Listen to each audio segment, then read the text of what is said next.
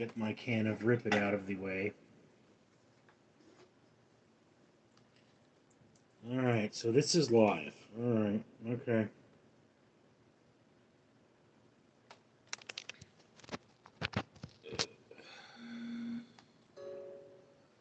I don't know how this live stuff works.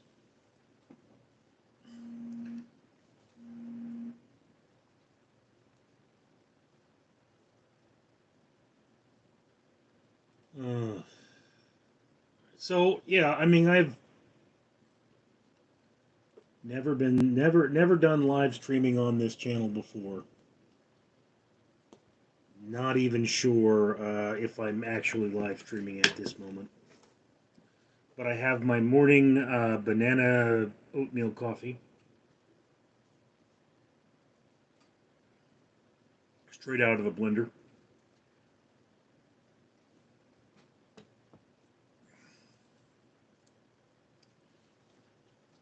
Trying to see what happens here.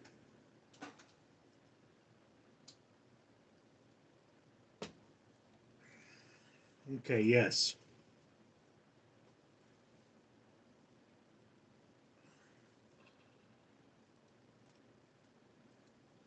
It's live and sideways.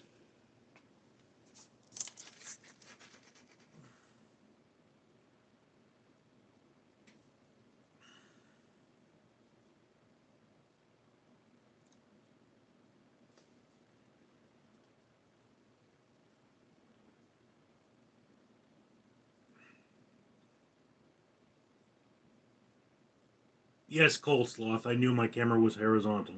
And I just got a big chunk of banana in my coffee. Oh. Interesting sounding shake, yeah. This T-shirt is actually a Knott's Berry Farm Halloween Haunt T-shirt. It was kind of a gift from my brother. Oh no. What happened was that my brother, yes, this is Kit. Yes, this is Kit. She has a blackhead problem on her chin. I noticed that there's a delay, people, so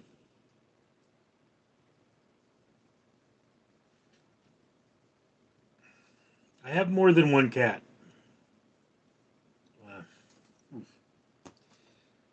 This is just one of my more affectionate cats. Yes. Yeah, calicos are considered some of the most attractive cats on Earth. I wish I could get my Isolde in here, but she is not a snuggler, so she's not gonna wanna be on camera.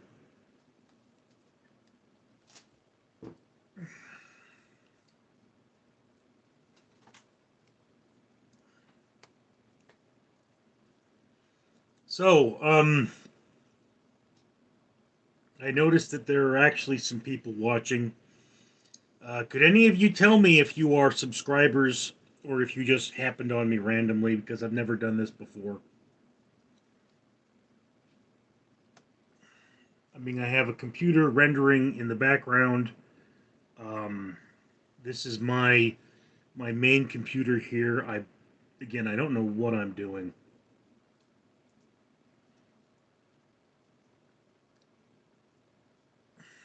I need watch hours, essentially.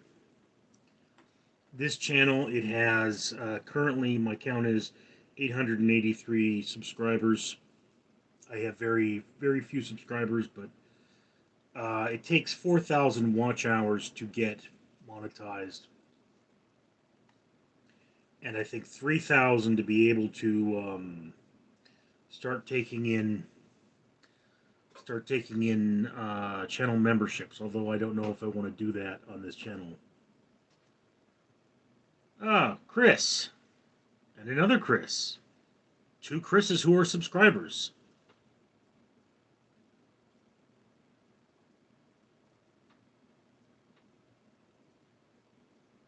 You watch the channel where I have my shirt off. Yes, that's Richard's Fat Man Getting Fit.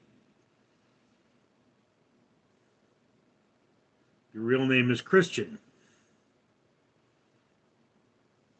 Small world. Yes, at one point, Chris was the most common name on Earth, or at least in America. I actually.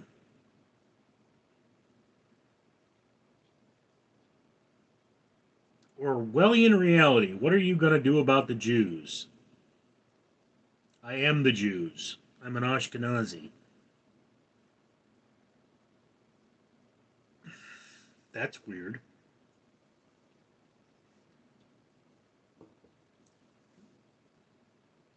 I realize this is not a popular opinion, but when it comes to Israel, my people came home. All right. Yes, for many, many decades before World War One, in fact, Jews were going to the province of Palestine, which was controlled originally by the Ottoman Empire and then by England, and buying up land, the worst, cheapest land that there was. And in fact, you know, people laughed at them for buying this miserable land, but to them it was their home. And yes, we Ashkenazi are a group of Jews who evolved after the Great Diaspora, when the Jews were expelled from Jerusalem, right? The Jews were expelled from Jerusalem, not Israel. We have never completely left Israel. We have always been there. But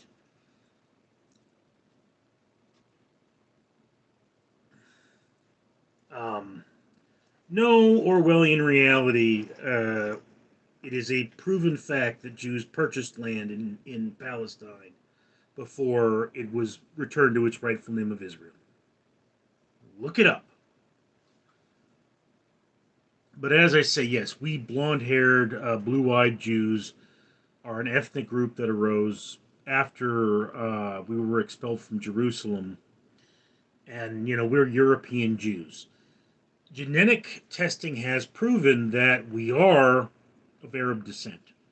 Okay, so yes, we come from Israel. We were a nomadic people before the settling of Israel. And, you know, the modern day, what's referred to as a Palestinian, was not an ethnic group before the founding of Israel. And genetic surveys show that they're more closely related to modern day Greeks. So, but I don't have any particular reason to talk about anything else. If you guys want to ask me any questions about that, I'm all ears, or all eyes, I guess.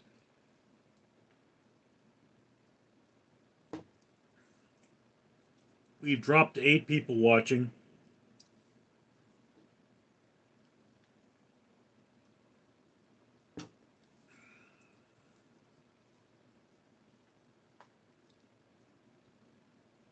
Five people watching. This isn't good. Again, no idea what I'm doing with this. What I'm actually doing at this point in time, in addition to having my coffee, is editing.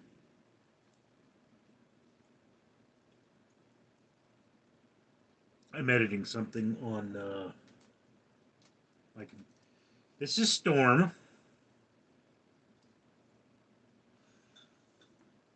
She's another wonderful cuddler.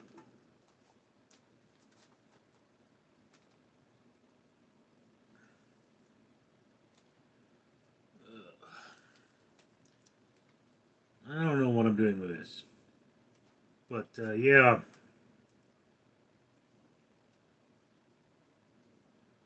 One of the things I do is I have a number of blogs, and to bolster my blogs, I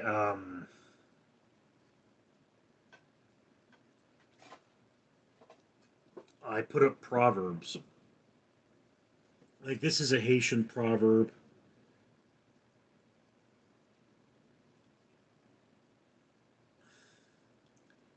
A monkey never thinks her baby's ugly.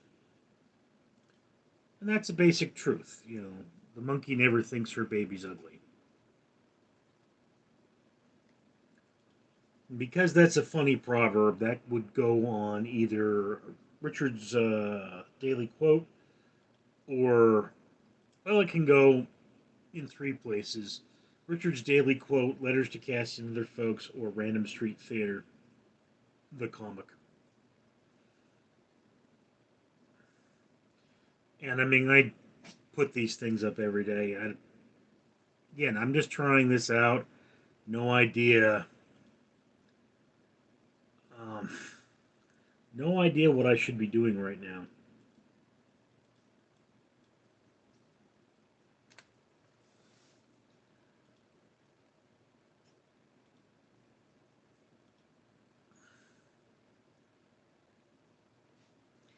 We are all gods trapped in human bodies.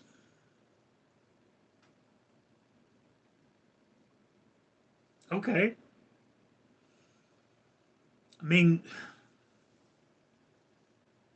a lot of what was this great Star Wars quote?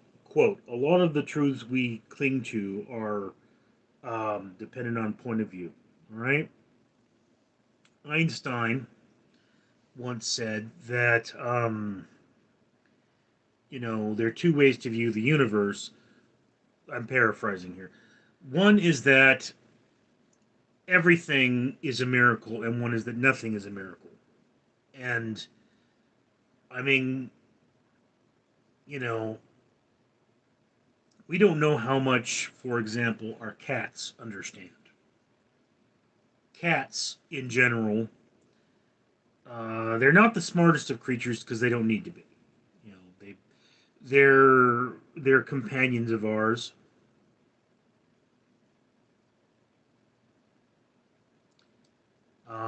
My major Briggs type, Myers Briggs type, I believe, is scientific analytic. I am a brain geek. My understanding of the world is based very much on observation and the application of scientific principles. I took this test more than 20 years ago at this point. It was a college class meant to assess what careers you are best suited for.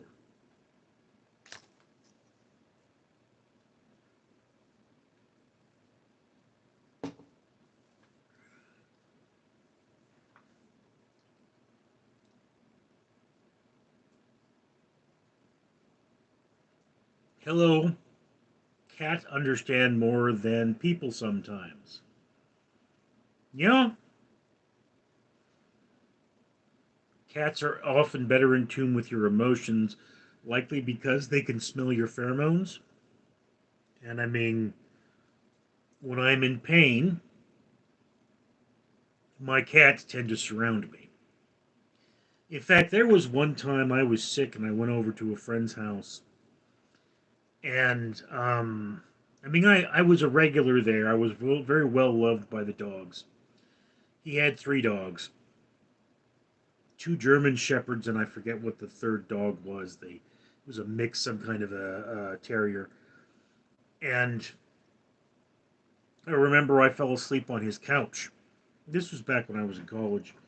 And I think I had the flu or something. I don't know exactly what was wrong with me. But when I woke up, there was a dog sleeping on the couch, or sleeping beneath me under the couch. And all of this man's cats, and he had like six cats. One was at my head, one was at my feet, one was in my lap. And they were just all around me. And, you know, I could hear them all purring because the act of a cat purring is actually beneficial. They have actually come up with studies and programs to try and use synthetic cat purring for astronauts. Apparently, the sound of the purring can thicken bone. So,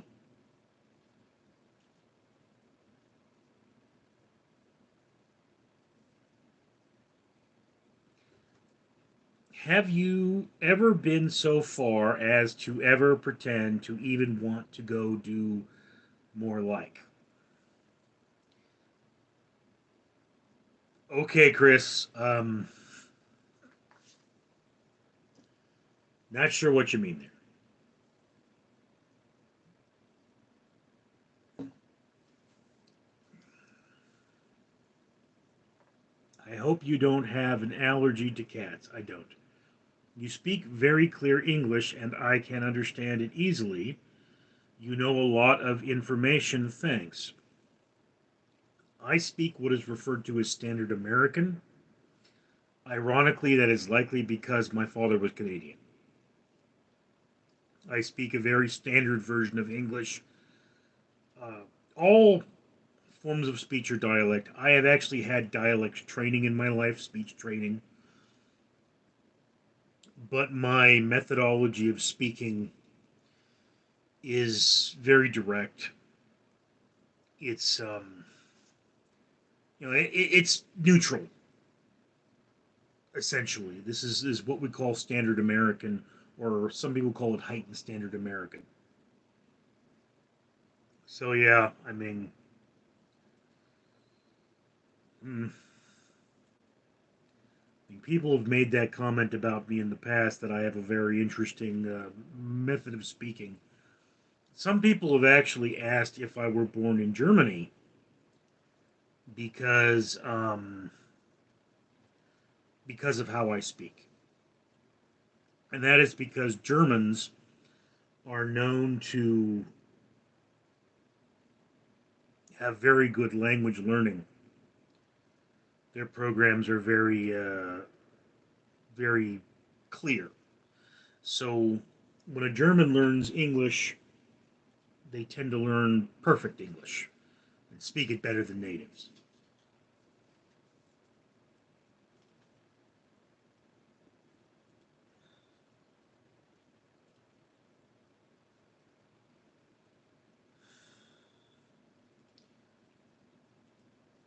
Okay, so this is photographs of a man, Richard, here. And I know you can't see this terribly well, but this is actually rust, paint and rust on an iron frame. Oh, am I still on here? Yes. Um, I do not know Japanese. I know a few words from my hand-to-hand combat training. Uh, I mean, there was one time I was at a Japanese restaurant here in Los Angeles, and they screwed up my order. And you know, I look at the waitress and I say "domo arigato," and she says "domo arigato gozaimashita." I think it's been a long time, and you know, everyone's like, "You speak Japanese?" No, that's what we used to say to our sensei. Is you know, the sensei would come and he'd teach us, and then at the end of the session, we were taught to say "domo arigato," which means thank you.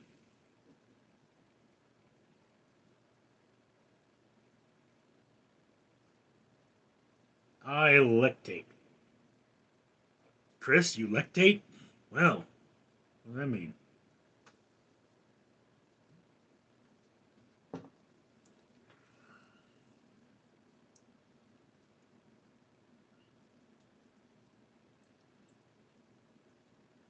Mm. So, for those of you who are not aware, I live in Los Angeles, and there is a strong possibility I will be evacuated from my home. Not a huge possibility, but it is a strong possibility. You did well, good job. I hope there is no fire near you because you are in LA. Uh, there are small fires not far from me. The Altadena fire, I believe it is coming closer. So we've actually been advised by the news to use as little water as possible to permit there to be more water to fight the fire. I don't know if you saw in the news, but our fire hydrants ran dry. Exactly why is still something that's being investigated, but it's likely that there was just so much dang fire, you know. And there's a Snoops article on it. I've looked that up. So yeah, I mean, it's scary in a way. I mean, people I know have been evacuated.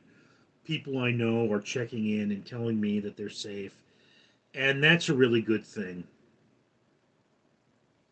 Um, on the one hand, fire has claimed a lot of California. Like the Charles Schultz Museum was destroyed some years ago. And yes, there needs to be better management. In fact, during this fire, I actually wrote Governor Newsom and I talked about using sheep to consume the brush that is fueling these fires in the hills. And the reason for this is I have this policy if you try to monetize things. And this monetization process, it's like if you have sheep, sheep provide wool. One of the things, one of the most coveted cloths out there is cashmere. Interestingly enough, if you walk up to the average Californian, and I've done this, and you say, "What is cashmere?" they won't know what it is. Cashmere is a type of wool harvested exclusively from the neck of a cashmere sheep. So the fact that cashmere is so coveted and expensive means that if we had sheep, cashmere sheep, people herding them in California, we could shear them for wool. We would sell the wool. And in addition to selling the wool, we would be able to, we'd have sheep meat. So we'd have wool and cashmere. We'd have products we could sell that are based on or derivative from what is causing the fires. That's just one of those basic things that you're like, look, um, we have to do this. We have to find innovative solutions to solve our problems. And if we don't do that, I mean, one of the problems we have here with the fires is we don't have enough firefighters. And okay, firefighters, you have to train them, you have to pay them, and that's an issue. And, we can never predict how much fire we're going to have. We never know how many we're going to need. But one of the things that became an issue is we don't have enough what are referred to as tenders, fire tenders, which are tanker trucks that deliver water to the fire trucks. And I mean, I think they said something for every one fire truck, you need at least two tenders to fight the fire. So it begs a question. I mean, these tanker trucks are not hard to come by. Why or did they call up commercial companies and say, "Hey, fill your trucks with water and get the heck down here and start assisting these firefighters"? And I mean, there really should be an app that you could download on your phone, and if you own a tanker truck, you should be able to, log into this app, fill your truck up with water, run down to the fire, and assist an engine. That's the way it should be. This is obviously something that's going to take, practice and test runs, but that's the way it should be. And I have no way of knowing if the people in government have come up with this concept.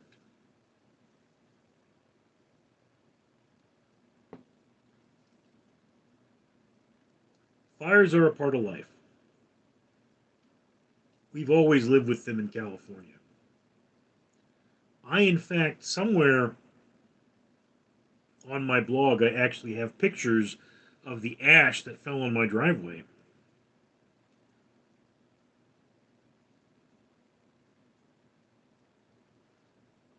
Aussies really trolled them with donating exploding trees. I have not heard about that. Okay. Aussies, people from Australia, trolled who with donating exploding trees? Goladay, sound Eucalyptus. Oh, yes, okay. Yes, we have a lot of eucalyptus trees in California. They're decorative. I do not believe they are common in the fire because the eucalyptus trees were planted, not not natural bred. Right. If you go up to the dump, what used to be the dump in my area, up on Rio Hondo Hill, what they've done is they planted trees, but that area is well managed and we rarely see fires. There is some um, wild areas there. In fact, I almost stepped on a rattlesnake up there once, but you see a lot of eucalyptus trees, and they're not that big of an issue. I mean, generally it's dry brush that appears to be the issue. I'm not an expert on this by any means.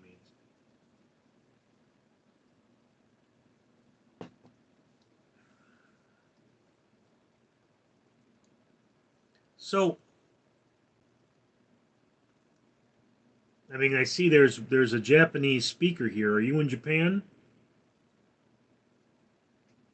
Itsuki? Is that how you pronounce it?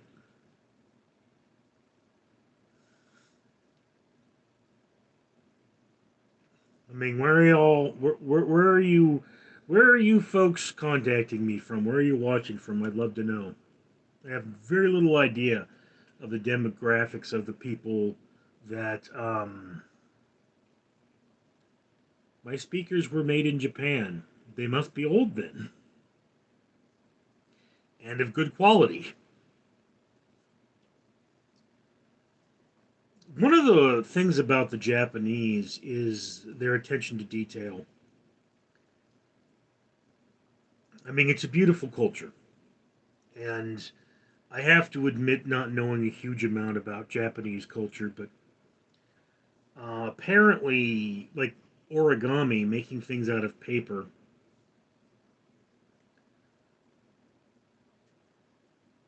is a aspect of common flooding in Japan. So in areas where there was common flooding, they made things out of paper because if they were destroyed, they'd be easy to replace. But interestingly, when America started selling toys in Japan, the commercials we made for those toys were designed to teach the Japanese how to play with toys because the Japanese don't really play with toys in their older culture. They display them. They're things to be enjoyed visually but not handled. So they had these toy commercials where they had, people playing with the toys in order to make people understand that that's what you did with them.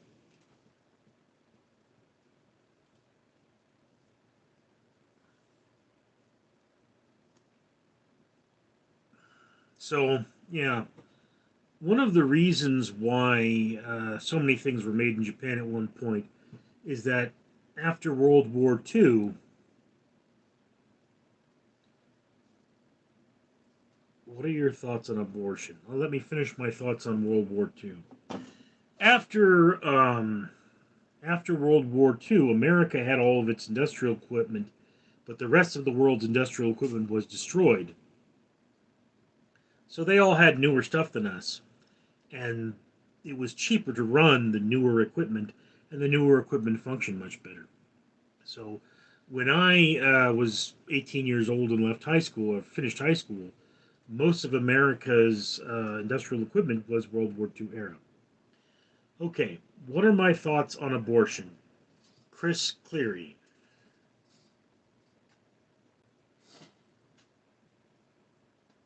El Chapo Morris, I love your shirt, bro. This is a Knott's Berry Farm Halloween Haunt shirt. I do not believe they are still available. This one is a little faded. It was a gift. Um, I believe in a woman's right to choose. Okay, you're talking to a man that's worked with the homeless for many years, and My father believed in abortion. Not only did he believe in abortion, he believed in what they call African abortion. In Africa, in places in Africa, he believed you could abort children up to the age of 10. My mother passed away a week after my 10th birthday. He wanted to abort me. The man hated me. But look, I abhor the concept of abortion. I don't like it. But I understand that it's not my body and not my choice. And, I don't really agree with the California law. My God, they were on to something. I'm not sure what you're referring to, Sean. But, California law says so long as the baby is in the mother, it can be aborted, which I do not agree with. My personal feelings are if a child can live outside the mother, it is a child. And if it is 100% dependent on the mother for survival, it is a fetus. That's the cutoff point. Okay, because there has to be one. Now, yeah, I wish we lived in a perfect world where every baby that was ever conceived could be born and could be adopted and could lead a good life. But we live in an ugly world. And that ugly world really does cause problems. So the alternative to legalized abortion is what we had before legalized abortion, which was, women going and committing abortions with coat hangers and, drinking things that would likely give them an abortion but often killed them. And it's just, um, what's the greater tragedy? And people say, well, it's a sin. You know, this Christian idea of sin, Jesus said that, the sin lives in your heart. And now I'm not a Christian, so maybe I'm wrong on this. If there are any Christians in the chat who know better than I do, I would like you to chime in. But the Christian concept is that sin is inevitable, and that only through repentance can you be cleansed of sin. So it is the act of repenting, not the absence of sin, that is important. And that, the goal is to try to lead a good life, but to recognize that that life is essentially impossible. All right. So this is one of those concepts in religion that people often fail to understand. Okay. So that's a thing. It really is a thing. How we interpret religion is often problematic. People tend to pick and choose as opposed to understanding the larger scope and the larger history. I mean, understand something that, again, when you talk about the religion of my people, these were originally laws that governed a nomadic society. So you had the tribes running about, and they had herds of cattle, and they had tents, and we'd set up the tents and we'd graze our cattle and we'd do all that. And somewhere along the lines, handed down by God, if you believe that, or perhaps through some other means, we came up with these laws that protected us. Kosher laws, for example, the Levitican laws, protect you from disease. One of my favorite quotes of the Bible is, you were entitled to a creature's flesh, but not its life. The blood is the life. Okay, the blood is the life is the famous quote from Dracula, and it's one of the reasons they say vampires drink blood is because in the Bible it said blood is life. Blood is the life. So, the creature without its blood is dead. That's a thing. But the blood also carries a number of diseases. So when you look at kosher foods, what does it mean to be kosher? Well, the blood must be drained completely from the animal and it must be slaughtered in a proper and humane way because this proper methodology prevents the body from becoming tainted. So now we have the FDA. Back then, we had the rabbi. The rabbi oversaw the butchering of the cow.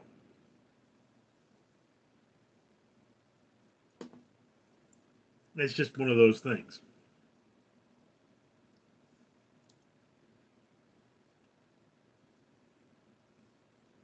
Any of you folks out there from New York? I think I got about 9 of you right now.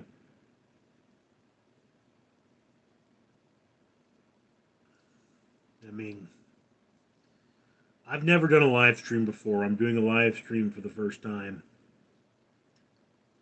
I mean, anything you guys want to talk about? I mean, I sat here and thought, well, what can I have on here? I have no idea. I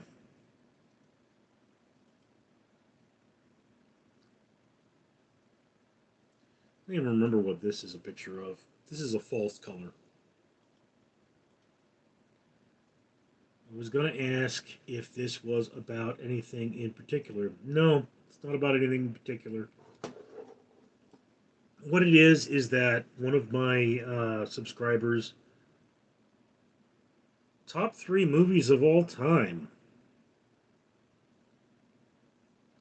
Drinking supplies are, I'll admit, getting a little thin. My top movie of all time is, of course, Aliens.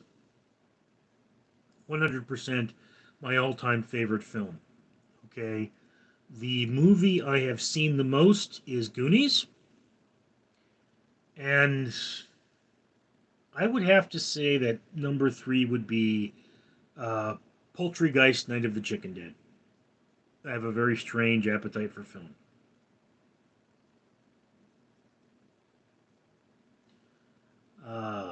I was thinking I would never see you live. Why?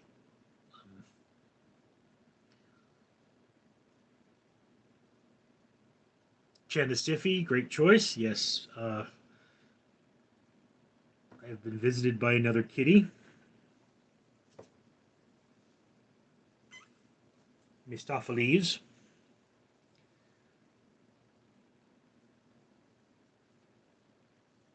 The Life Aquatic. Yes, I've seen that film only once.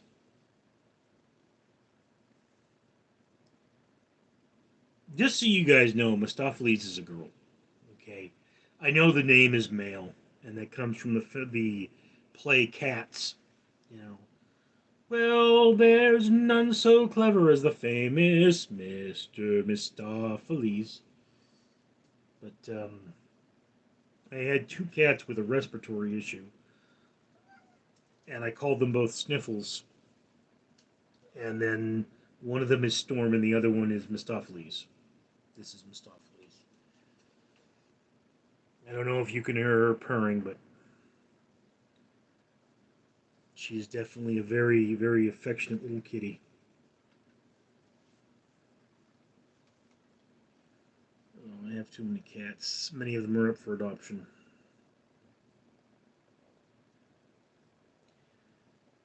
I want your opinion on postmodern men's fashion.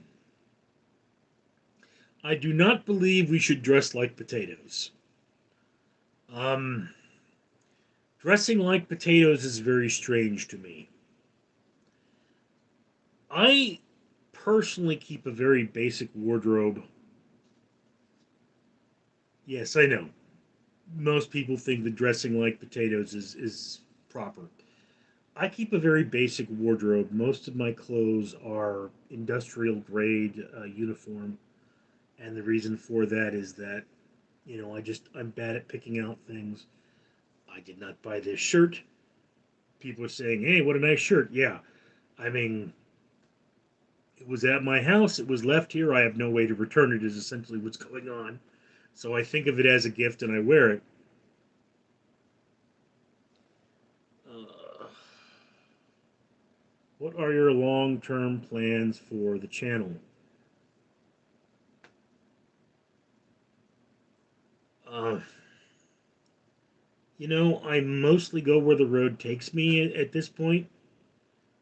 I'm trying to get monetized on this. You guys know I have 6 channels, okay? I have Random Street Theater, where I review movies and food. I have this channel where I basically talk. I have Richard's Fat Man Getting Fit. I talk about health. I have Letters to Cassie and Other Folks where I do quotes basically. Um, Richard's Word of the Day, which I have been doing news on, so on and so forth. And I have 6 blogs. And exactly what to do with this channel, I don't know. Right? What I have been doing is I have been doing the drinking videos where I drink normally some form of alcohol, but not always, and I have a list of philosophical questions. So I have videos for the next year on this channel. I've got like 60 videos that have uploaded but that I have not posted yet. So I just have all kinds of stuff. I would like to start doing things with a GoPro. Yes, yes, you're a kitty. I would like to I'd like to walk through Halloween haunted houses or Halloween mazes and film those for you. I'd like to go on rides and film those for you.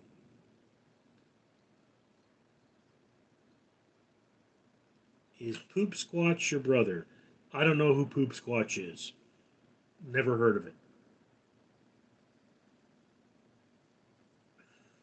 Um, okay, I have a strong Irish background and I have a strong Jewish background. So if he's either of those things, he may look like me.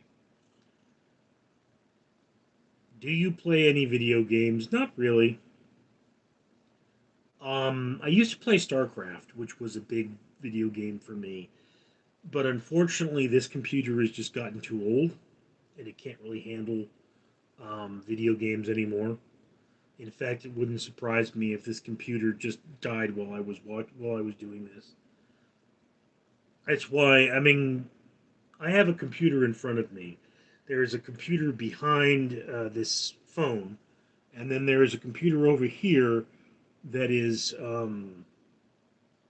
currently rendering a movie review. So I got all kinds of computers, but they're all Windows 10 computers. They're all quite old, and they're all, um, I've delegated certain computers to certain tasks so that I don't put too much stress on them. And I'm trying to harden my computers by removing as many programs as possible. So, I mean, I used to really love Shattered Colony, which was a game that you found on Armor Games, but the maps all got deleted, so my favorite map is gone, so I don't play that anymore. Uh, I was a fan of the Command and Conquer franchise. Warcraft was never a thing for me. I played World of Warcraft a couple of times, but that was always at a friend's house. And what is it? Yeah, StarCraft was a big fan of the original StarCraft and the second edition of StarCraft. Ray Lopez, love you, Richard. Um, in a platonic way, I hope. I mean, let's all feel the love. I mean, life is love, bro. You gotta you gotta learn to love the world the way you learn to love your brother, but you gotta love the world, but see its flaws, man. And I mean, that's the way the world is. You gotta take the good with the bad, but just because you take the good with the bad doesn't mean you have to accept the bad. It's like, when you walk into the gym, bro, and you're like, I want to get stronger. You don't accept the fact that you're not strong. You just keep trying to get strong, but you accept your body and you love who you are because it's life's not worth it if you don't love who you are, man. Yeah, I used to do voice work for a YouTube channel, but I wasn't getting paid for it. Sean Walmer, I love you in a very physical way. Well, you stay wherever you are, Sean. I'm into chicks, just keep doing what you do and doing your bit to unite the divided America and the world. Kangaroo Island TV. Okay, yes. For those of you that don't know, I regularly make contributions to an orphanage in Mexico. I pay for the planting of trees. I think I've only had something like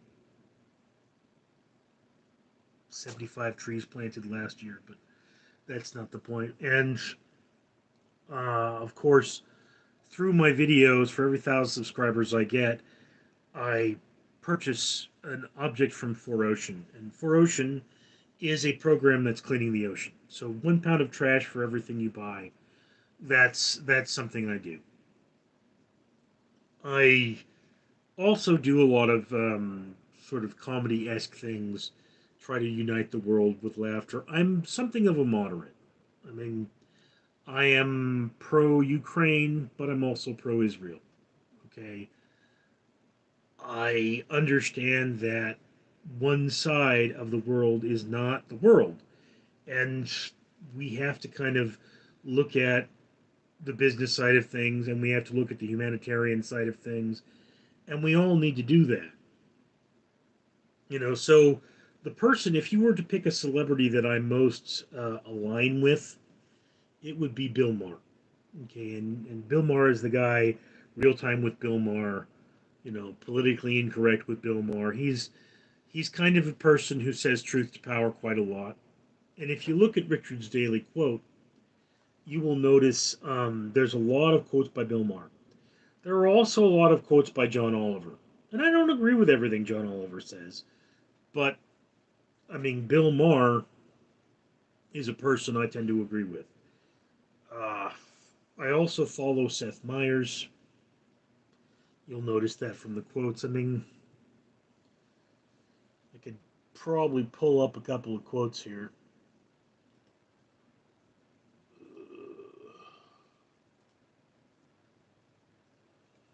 All right. This is from the film Joker. That's today's. They don't give a shit about people like you, Arthur, and they really don't give a shit about people like me either. Social worker as portrayed by Sharon Washington in the film, in the 2019 film Joker. All right. You know, I just watch whatever I watch. I try to get as many quotes as I can. We are in no position to remember that. This is a from Blackfire of the Flame, which was an early Asimov novelette. Oh wait, here's Bear. There's Bear's butt. Come on, Bear. People want to see you. Yep, there's Bear.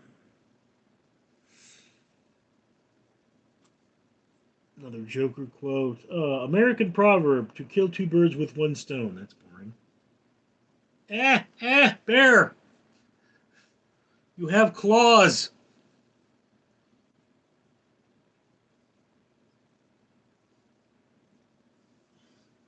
Well, he's stating actual Catholic doctrine. We are not supposed to hate our sexual pleasure. We are not supposed to, this is not the case with Protestants, of course, but Catholics were allowed. Andrew Sullivan, Real Time with Bill Maher, Overtime, 20th January 2024. Okay. And I mean, if you look at this, you'll see a lot of, like, there's a quote from Stephen King. You'll see a lot of just, I am curating quotes on that particular channel of things I find interesting. And, you do that. It just was one of those things that I remember I was watching Star Trek of all things, and Captain Picard says, it's not malfunction, it's life. And I'm like, yeah, that's a really great quote. And then the X-Files as well, the Smoking Man says, regret is an aspect of life. And that I just kind of fell in love with the concept of quotes. So I started curating them myself. And, I go and I watch news and I read books and I do whatever I can. Yes, I do have a cat orphanage. I don't even know how many cats I have. Again, trying to find homes for them, it's not exactly easy. I mean, you've got Mistopheles down here. This is Bear. Somewhere I have Bear's mother, Wolf. Uh, it's hard to find a veterinarian after the pandemic. It's a lot harder to get a cat fixed, so I wound up with a lot of cats.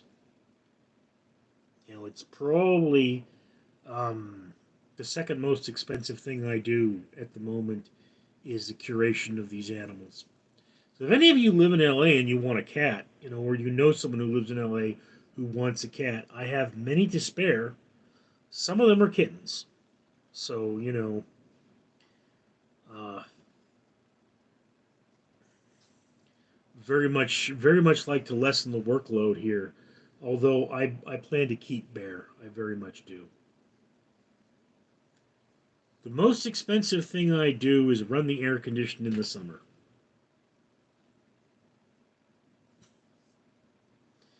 In terms of, if you consider my work with animals a charity, it's my most expensive charity work. But after that, I would actually say the planting of trees is the most expensive thing that I do. Then it would be the orphanage, and then it would be cleaning the ocean. Okay,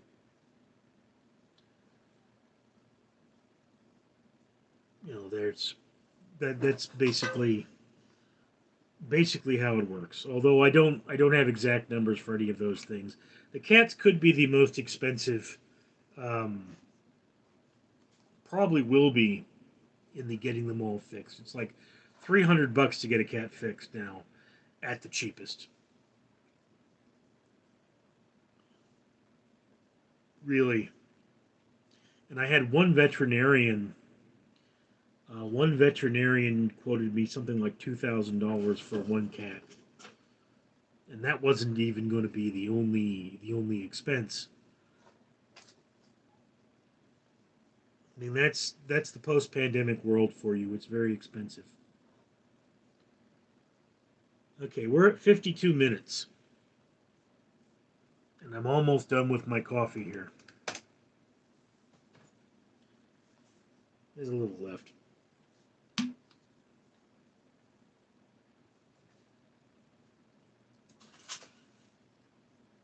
And there's 7 of you watching, which is not a big number.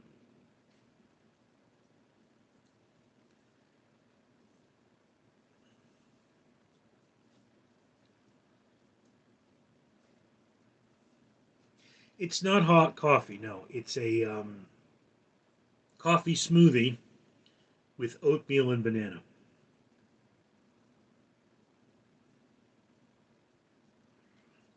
It does not explode.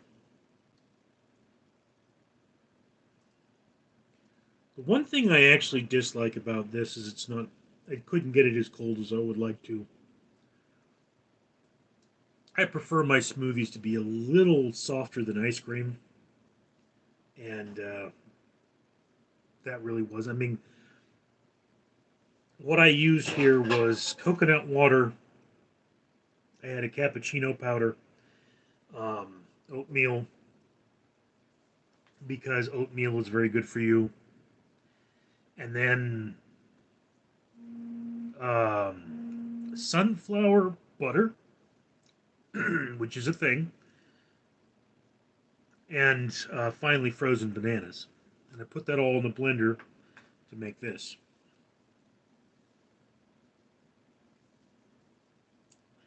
That sounds legit. Yeah. I mean, what I'm missing is some Baileys and maybe some ginger. Depends on how you want to make it. When you start adding spices to smoothies, some of them are more delicate than others, and some of them have to be added in the end of the process. Like cinnamon is the last thing you add because you can bruise cinnamon. But I mean, I used to live with my brother. I used to make a smoothie at least once a day, maybe twice a day. We had salad every day. Didn't lose any weight, but eventually that salad started really going through us. But yeah, the fiber in oatmeal tends to help with stomach cramps, so or stomach dyspepsias. So if you if you often feel bad and sluggish, oatmeal is a great way to um, to get that soluble fiber in and get your systems functioning normally.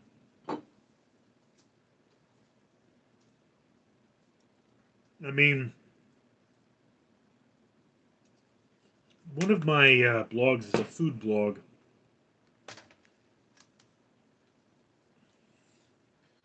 and I don't know if I could find. I used to try to have everything in the guise of a proper meal, but I tend to put things like, for example, here's some lean cuisine ravioli that I reviewed, and you can see this is exactly how you'd eat it, right? But see if I can find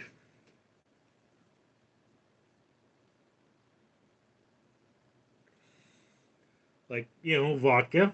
Okay, how you would drink it. There's a shot of vodka, and then there's vodka and cola.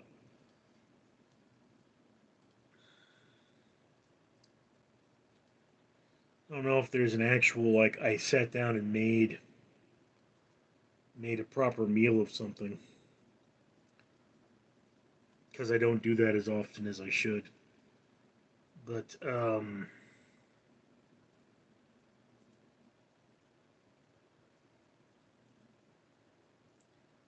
my internet is running slow. Jollibee fish and chips restaurant meal. This is exactly how it was served to me. That restaurant is now closed, unfortunately.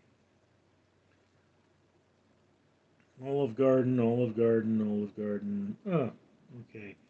So that's not a very good picture of it, but you can see that this plate is essentially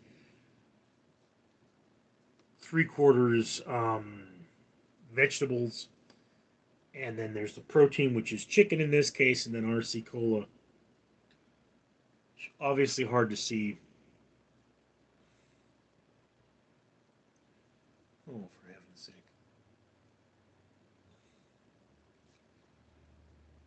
I mean, this isn't a great example either. This is a cider, and you have your vegetables and your chicken. And from a nutritional standpoint, most of what we okay, this is a little better. Still small for you to see, but this is breakfast, right? You've got coffee, you've got juice, you've got a nice water with a lemon slice, Pops cereal. So you've got Pops are the carbohydrate, as well as the juice is a carbohydrate. It's a tiny little box of Pops, so one serving. Then you've got an egg, because the milk is also protein, carrots and broccoli, and that's you know a balanced meal. Okay, most of you probably did not have a breakfast that good. This morning I did not have a breakfast that good. Well, here's an example of salad, but you can't see it. But what I'm reviewing here is canned potatoes because I was working at a homeless shelter and somebody donated potatoes and they just left them in the break room and they're like, we're not going to feed these to the kids. So I'm going, all right, well, I may as well eat them. So I mixed them into a salad. Bear's mother has just showed up.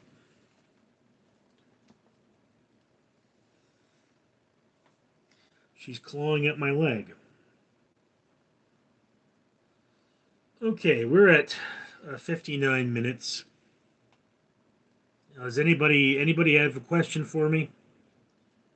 Because I think an hour is about as long as these things really should be. Unless you guys have something to say.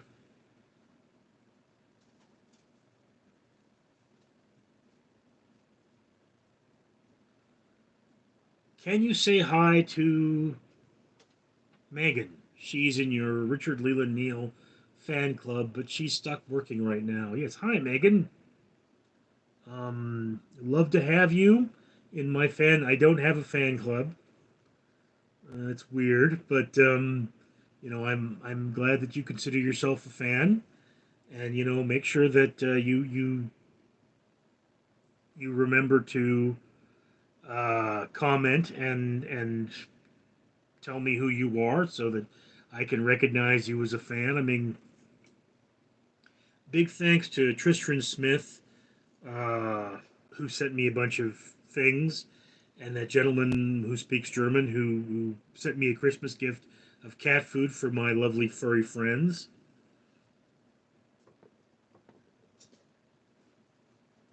You know, do remember though, there's more than 800 of you on this channel, and more than 6,000 of you on my main channel, so it's hard for me to keep you all straight. I mean, like Theo, who's probably the top commenter on both.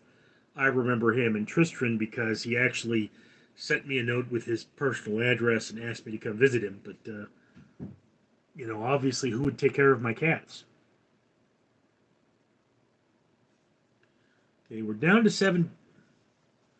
Yes, I do have an Instagram. I don't put much on it because I don't do much. I don't know if I can find it for you.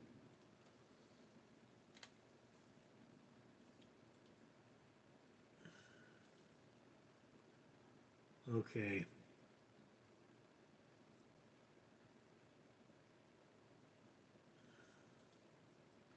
I believe my Instagram is ICE9, number 9, RLN0.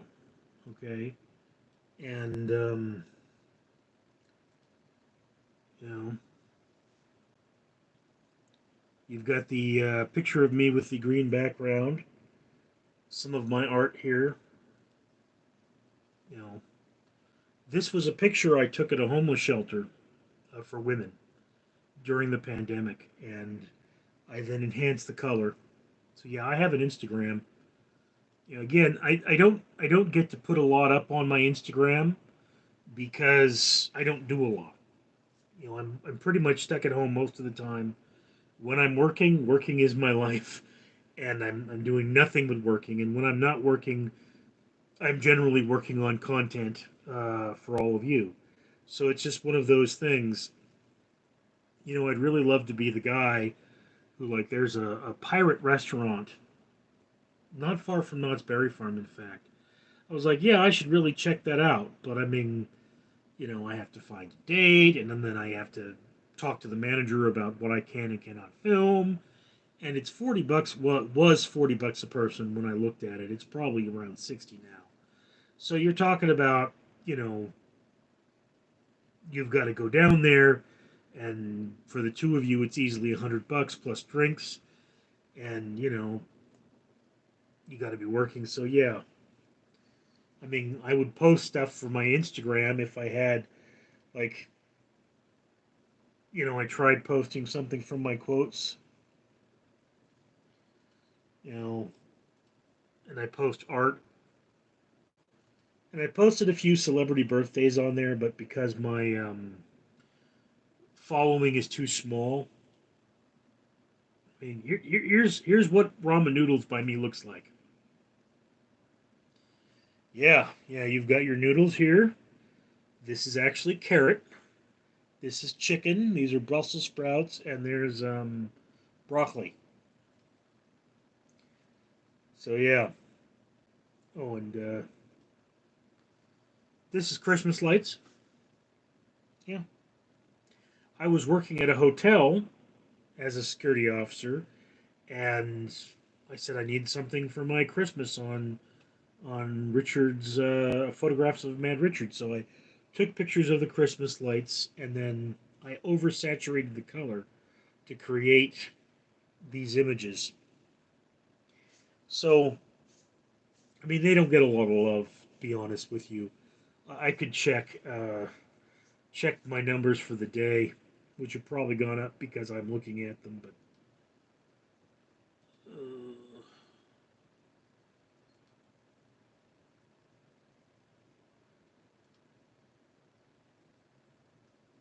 yeah, I've gotten 56 views today on photographs of Mad Richard. I had 11 yesterday, and I've got about 4,000 for the month. So not a lot going on there.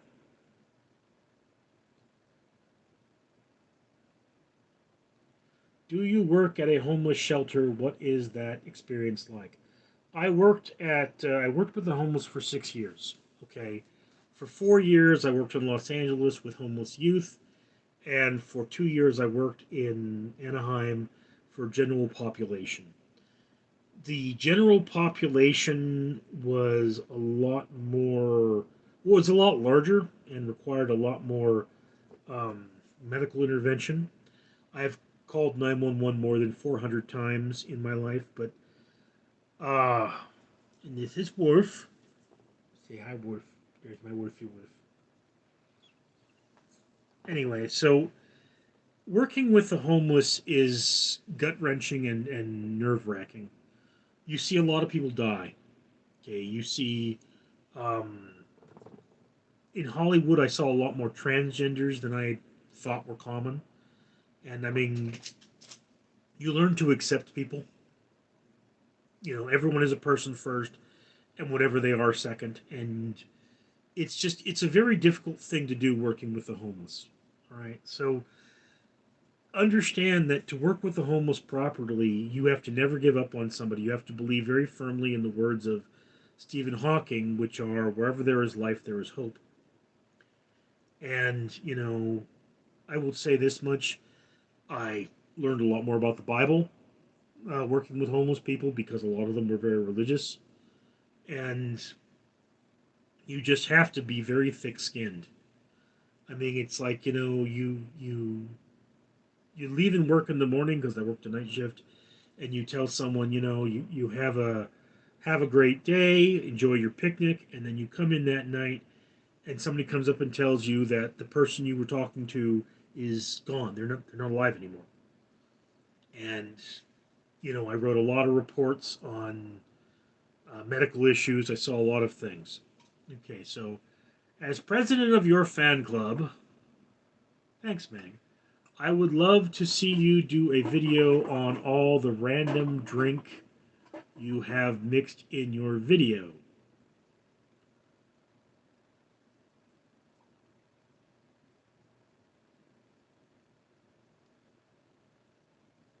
Okay, not sure how that would work. I, I literally, it's random. You know, I go in there and I pair things together, and I'm just using up old stuff. So, uh, top or drink top 10. Sean, do you mean alcoholic drinks or drinks in general? All right. My signature drink is a Russian rocket, which is a pick me up, which is coffee and cola, a shot of coffee with cola. I'm working on the cocktail book, but it's coffee, cola, and vodka, hence the Russian rocket. You can also do this with whiskey, which is an Irish rocket. Um, and that's what happened to my screen. Now, another one of my signatures is the Irish Mud Island, which requires a certain amount of preparation. You have to have a big block of frozen coffee ice, and then you add cream liqueur, normally Bailey's. That's a Irish Mud Island, and you want to make sure that you've let that thaw a bit so that the coffee rises, because it will be frozen at the bottom of the jar. The Irish Mud Island is just, you know, can be Bailey's over Black Rocks, which is Bailey's over coffee ice. I tend to do a lot of cream liqueurs. You know, of course, the Christmas Orange, which is orange soda and Devil's Food Cupcake Vodka. There's another one I commonly do. Screwdriver would be my favorite um, normal mixed drink, not of my own creation. And what is it? The Midori Martini. For those of you who have been subscribers of mine for a long time, you know that I used to do death toasts. And I mean, I probably should go back to doing death toasts, but so many people have died. I'm not that much of a drunk, but a death toast consists of a stoplight, which is a screwdriver, a vodka and cranberry, and then a Midori martini. You know, it's the 6 ounce cups of them, and you just make sure you eat before because that's a lot of alcohol for one sitting, at least for me. So I don't think we got the top 10 drinks, but you never answered me. Do you mean alcoholic drinks? Because I've actually never been a really big drinker. I know. I mean, I just made a video for gin and juice, which is probably the simplest cocktail in the world. Random drinks from the channel. Uh, I don't remember the things I drink. I drink so many weird things. I mean, it's the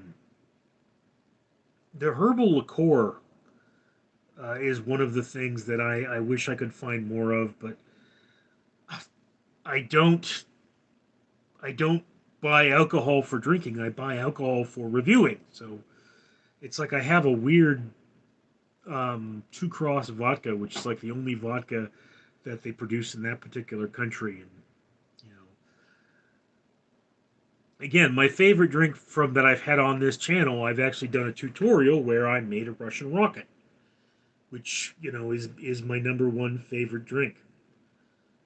The cinnamon vodka and cola is another favorite of mine, although I'm out of cinnamon vodka now. I think I've got a little espresso vodka left.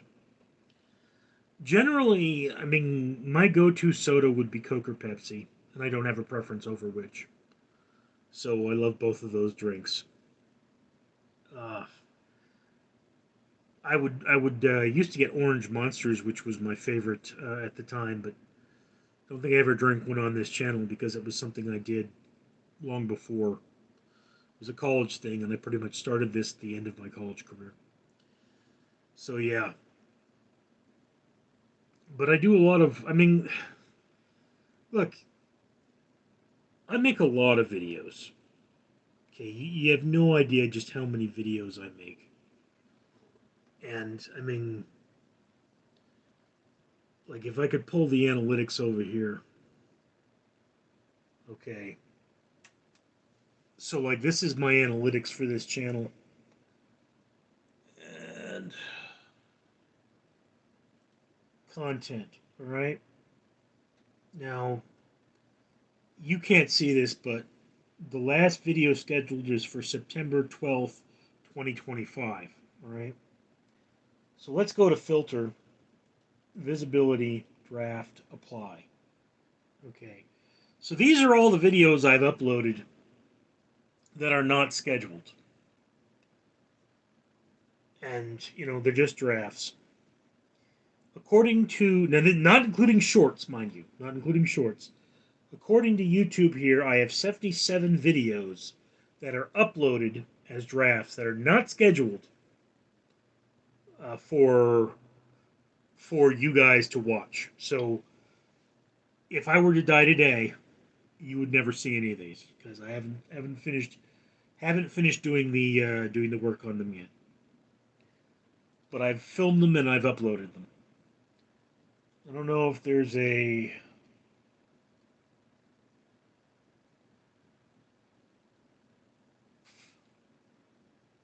not like a scheduled versus posted, but there's 646 videos apparently total. Shorts. I have a bunch of shorts that are ready to go. I should probably probably get to posting them, but my shorts aren't getting a lot of love lately.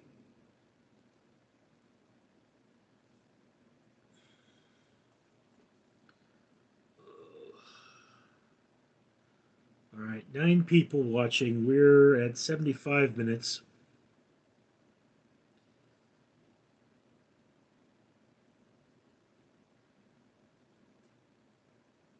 The definition says the channel has 1,700 videos. So then is it 600 that is scheduled? Yeah. Hey man, I'm just reading the thing here. I honestly thought that number was pretty low, but there was one time I was doing the dumbest things ever said videos, and I did that for a while. None of you guys watch those things. And I mean, I've done over the years, I've done a lot of very strange videos, okay? Like there used to be The Naked Truth with Trisha Hirschberger. And, the reason I stopped doing those videos is because I wound up with a lot of, I mean, I'm more attractive to other men than I am to women, apparently. So I wound up with a lot of men becoming very interested in me. And I had to keep telling them, look, I'm not gay. I'm into chicks, and one of them, tried to purchase my love. And, you know, much as I appreciate people buying me things, there's nothing I hate more than someone giving me a gift and expecting something in return. This was an aspect of my family. I remember there was one time my old man gave me a car. You're like, well, a car, but the car was in such bad shape that my sister refused to sit inside of it because she was so disgusted by it. And then my family kept wanting things in return for the car. Eventually, when they wanted me to give them my part of my house, which is the house that my mother owned, which is paid off in Southern California, and at the time it was worth about $600,000. So they basically wanted $200,000 for this car. So I gave the car back. My father was pissed. Never accepted anything from my family after that. It just was too painful. So yeah, I've done a lot of really weird things on this channel, and I'm not opposed to doing any of those weird things again if that's what you guys really want to watch, because right now what I need is watch hours. And I can even go to it. You have earnings here. This is the tab. And it's like to have channel memberships. On this channel, I do not have channel memberships. All right. And you need 500 subscribers and 3,000 watch hours. You need to upload at least 3 videos in the last 90 days. So I've got my 3 videos, I got my 500 subscribers, but I have about 1,700 watch hours. I need 3,000. Okay. But scroll down to monetization, and it says to get monetized, I need 1,000 subscribers, and I need 4,000 watch hours. So, if we say that this channel has, we'll round up to 2,000 videos, all told. Each one of those videos would have to get 2 hours of view in order for me to get monetized, and I still don't have the subscribers. So, I mean, it's really just a pain in the neck.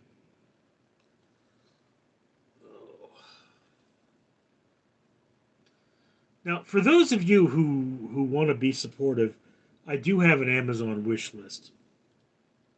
That is something I do have. Although, look, if you've got money to burn, sure, buy me something. That's perfectly cool. I've got things on my Amazon wish list. I don't know. There it is. I got things that would be incorporated into drinking in the videos, but if you're not the kind of person with money to burn, don't do that. You know, I'm happy with people enjoying my videos, and if you really want to do something for me, remember to like the video and comment on the video and do all those things. I mean, yeah, okay. Who wants to see me drink EHP Labs Ghostbusters Oxy Shred Healthy Energy Drink, zero sugar, energy drink, green tea extract, vitamin C, L-carnitine, zero carbs, zero calories, clean caffeine, Slimer Lime. You want to see me drink that? It's $30.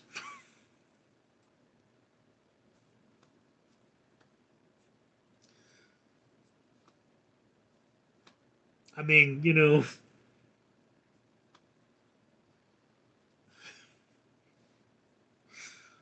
drinking weird stuff. And then, yeah, I actually did go out there and I put a bunch of weird drinks on here. I also put a lot of cat food. And I put, because the fires are, I put some emergency, like here's an emergency solar radio that could charge my phone in an emergency. I did that. There's another emergency bug out bag, which I mean, I more put those on there just because it's like if somebody were to give them to me for free, obviously it's like okay, that's what an Amazon wish list is. It's stuff. Well, it's like yeah, I'd buy that if I had infinite money, or if it were free, I'd get one. There's healthy snacks here. Mm, business laptop. If any of you want to buy me a new computer, that's nice. Don't do that.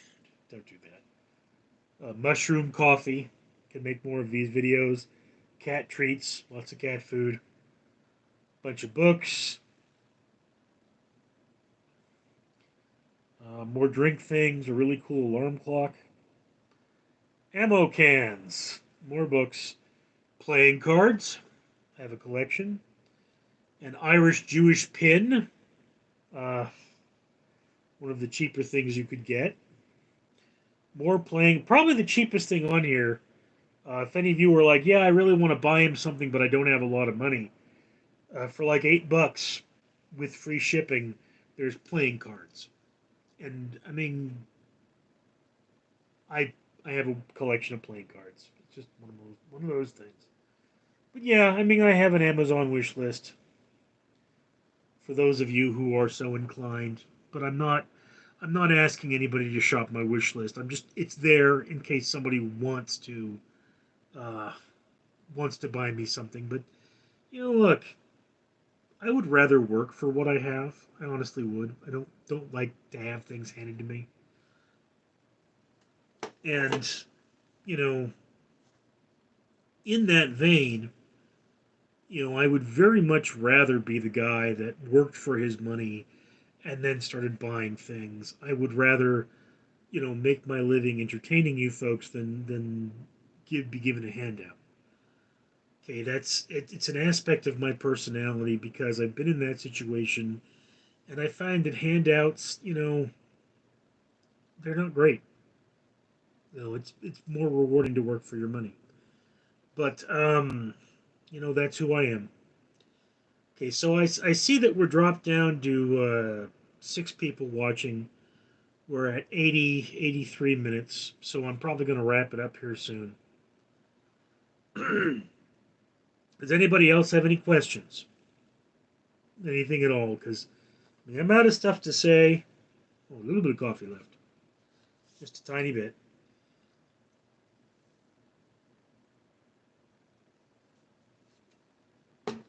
It's completely warm now. I like my coffee iced.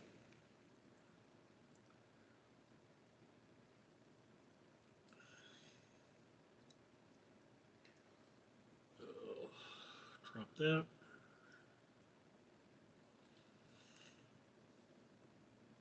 I guess I should put a link to my Instagram on here.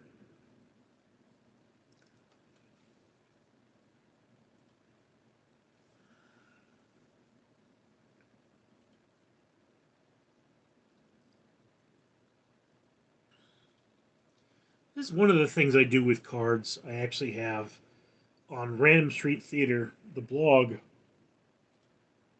I've actually taken this is Dinosaurs Attack, which is a discontinued card set from the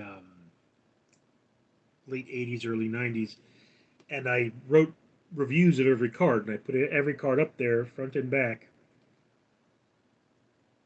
so that everyone can enjoy them. And I mean,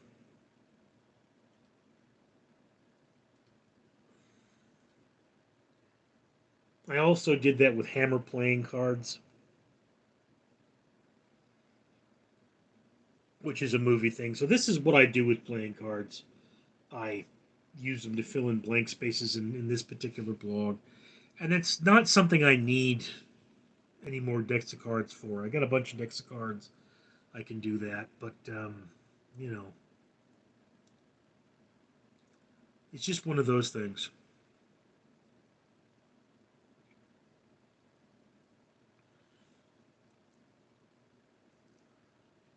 All right. So, no, Brian K., I don't know any card tricks.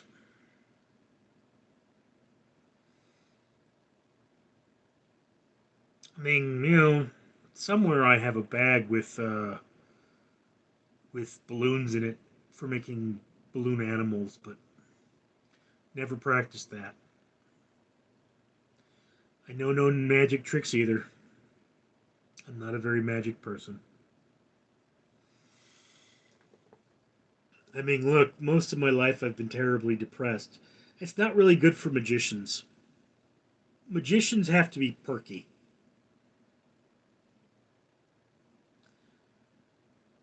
I don't believe I've played Magic the Gathering. I also don't know what Magic the Gathering is. I've heard the name before.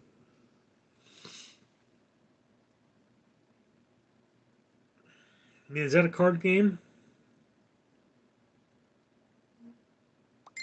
I'm sure it is fun, Brian. It just, I mean, I don't do everything that's fun. I'm sure cocaine's a lot of fun too, but I don't do that.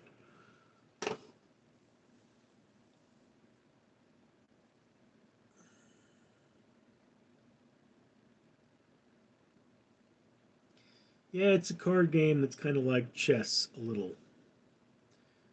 But cocaine is expensive. You should try cocaine.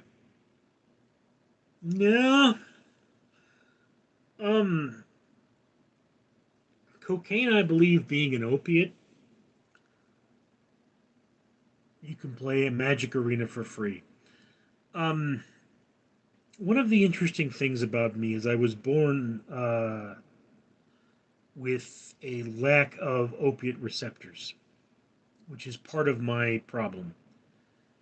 And, you know, hey Tim, man, you haven't spoken to me in forever.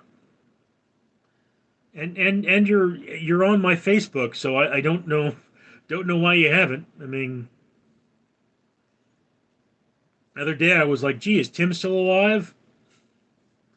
And I looked over at your profile and you weren't online, so I didn't say anything. But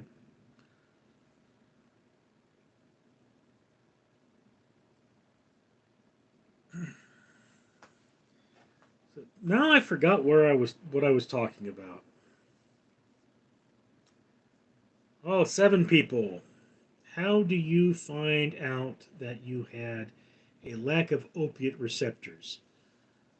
Um, I had my wisdom teeth out, and pain medication impacts your opium receptors.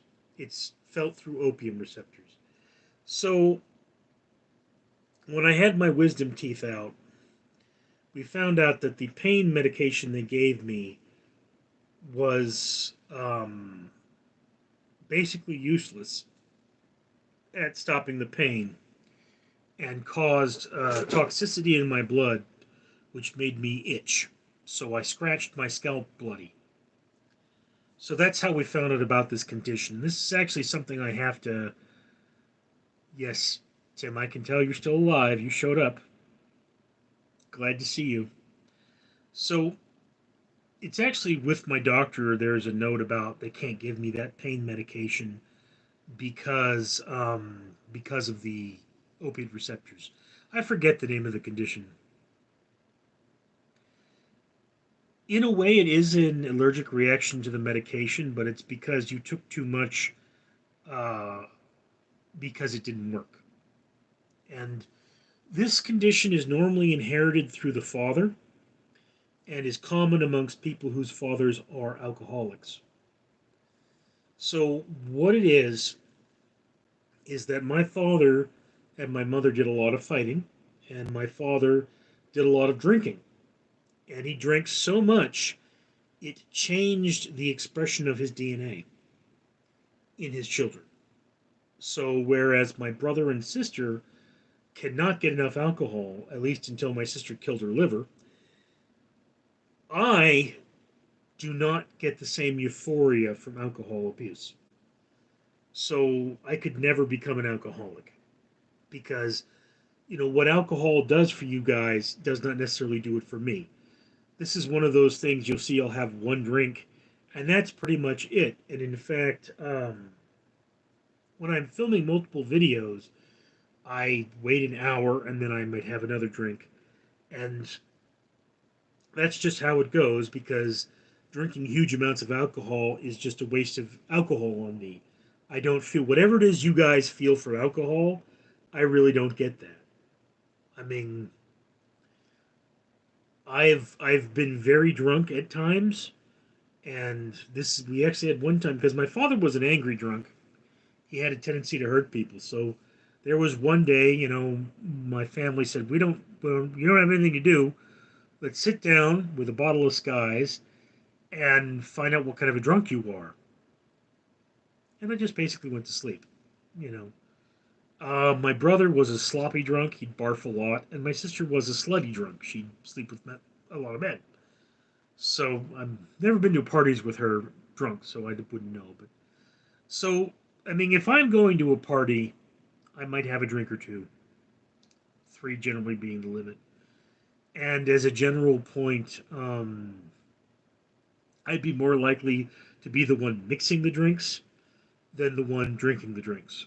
And that's great because people say I make some awesome drinks. You know, I once made something I called a Canadian lumberjack, a red-headed Canadian lumberjack, which was Bailey's Irish Cream, coffee ice, Fireball whiskey, and maple syrup. And that was a really interesting drink. Yeah, I'm not much of a drinker either. Now, cannabis, I have never tried cannabis. It probably doesn't have much of an effect on me. I've smoked one cigarette in my life. I mean, over at the homeless shelter, there was so much cannabis.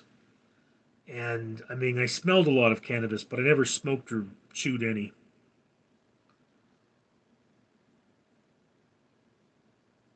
Yeah, people generally can't believe I never tried cannabis. I don't understand that. I mean, yeah, okay, the people. Have you considered trying it for your depression? No, no, I haven't considered trying cannabis for my depression because I'm fat, and cannabis makes food delicious, from what I hear. So I would just eat everything. Any countries you would like to travel to? Hmm. Uh, as a food blogger, to be honest with you, I'd like to travel to any country where they have interesting food. So I would travel to that country and make a video. That's I have no particular love of any country. My family has a ruined castle in Ireland and a ruined castle in Scotland, and there is a burial mound that my ancestors on my father's side ruled from. So I would like to see that someday, but it's not a huge thing on my bucket list. Tim never liked. I know that about you, Tim. I know you don't drink. If you are going to drink beer, what I would recommend is you put your beer mug, get a glass beer mug, and put it in the freezer for at least 24 hours. And that generally makes the beer taste a lot better. I don't know why exactly, but that's what I do. Okay, which of your channels is your favorite? I guess Random Street Theater. And the reason being that it's the biggest one and it's the one where I make the most videos. Uh, I mean, really, making videos is just something I started doing and I keep doing. It's more of a hobby. If I could do one thing, it would probably be writing.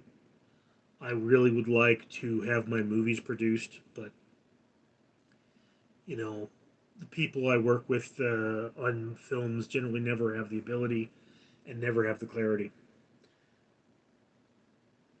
Oh, Brian, you use pot for your depression and PTSD. Well, I mean, if it works, it works. You're self medicating. Uh, hey, man, I mean, I'm here if you ever want to talk about your PTSD. I have a degree in psychology. I've dealt with a lot of people who have PTSD. I understand PTSD.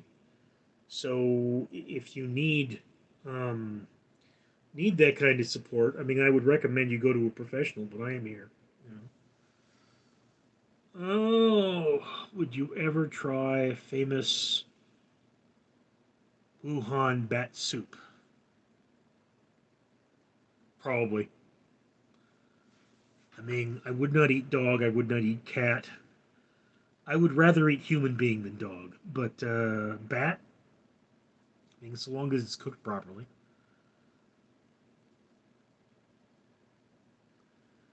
Chris Clearly, I like the channel where he has no shirt. That's my favorite. I've been shirtless on this channel, you know. I have.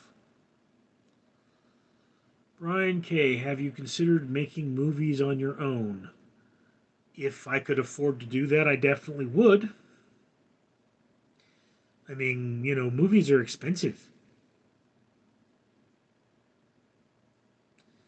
I do not know how to animate, like small scale animation type stuff. I don't know how to animate. I mean, I guess I could teach myself how to animate, but um,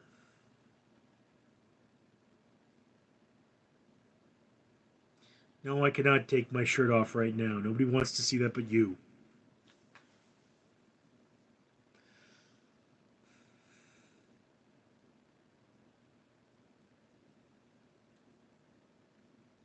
Green Dog.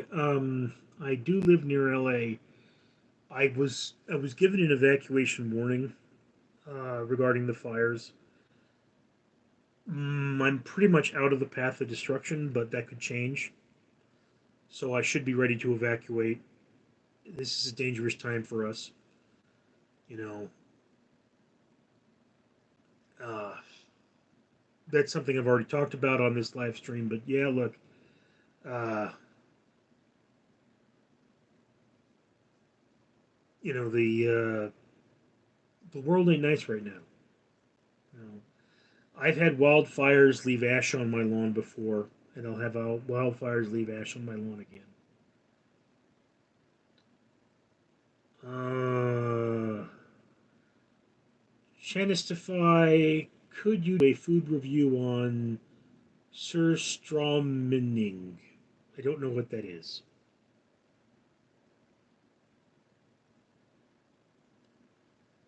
I would say that my favorite food tends to be pizza, and my favorite restaurant tends to be In-N-Out.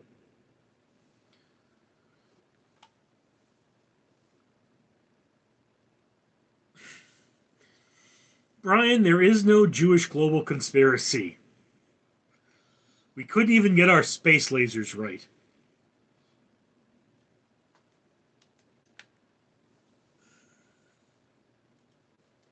Jewish global conspiracy. You're talking like a Republican. Okay, so Surturumning is a type of fish.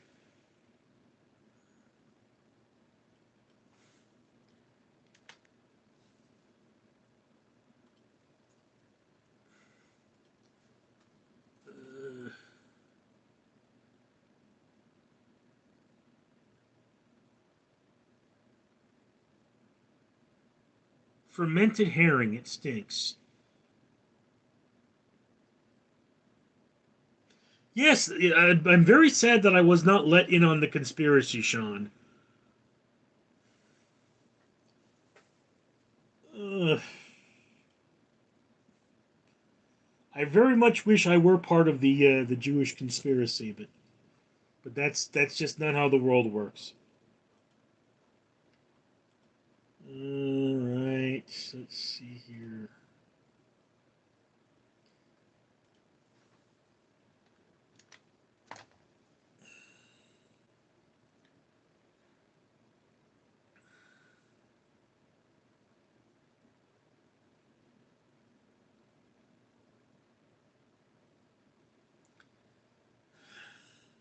Once again, dude, I was not let in on the Jewish conspiracy. Okay, so yes, as you can see, the fermented herring is expensive.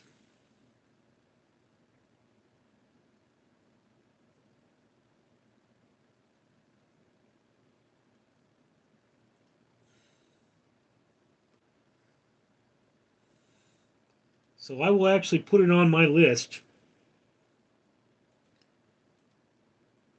with 1,000-year old or Asian taste preserved duck eggs and sour raspberry bonbons.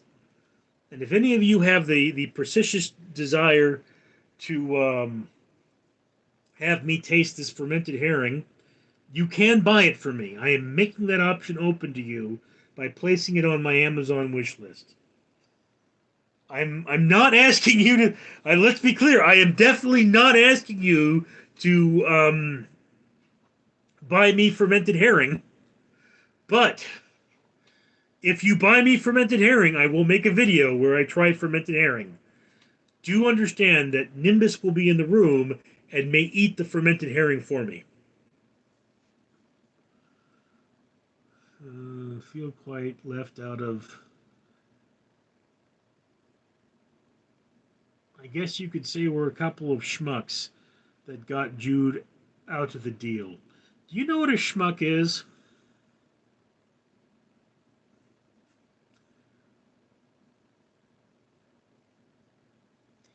If you get the can, do not open it indoors. Good advice. You know, it's one of those things. If I made money on these videos, I would probably be buying a lot of weirder things. I mean, I don't know if you guys remember the grass flavored soda, but I actually got somebody bought me grass flavored soda and I tried it, and I gave most of it away because I wasn't doing the drinking videos at the time. But you know, it's just one of those weird things.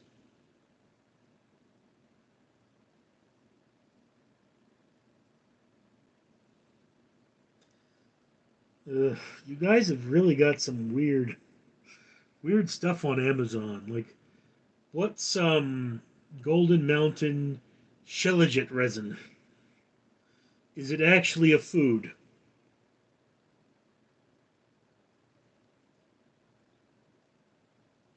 Just to be clear, I have all kinds of fish on my Amazon wish list. Just worst case scenario, if I don't like it, I can always feed it to the cats. I cannot give you a house tour. My house looks like a disaster area. I'm dangerously depressed. And my cats poop on everything. I mean, literally, I have to put a towel down when I get into my filming room because the cats keep pooping there. They clean it up and clean it up and clean it up, and then they just poop there some more. Okay, 104 minutes. You know, at some point I did a workroom tour. Right on, Tim. No prisoners here. We're all having fun. Well, you guys are having fun.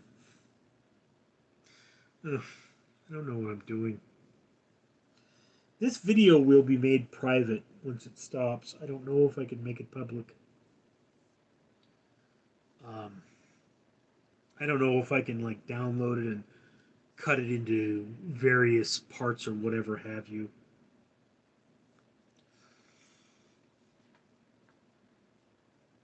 You know, at a certain point, I am going to have to stop though. So I don't know what a good stopping place is. Anybody else have any more questions? Or should I consider this finished?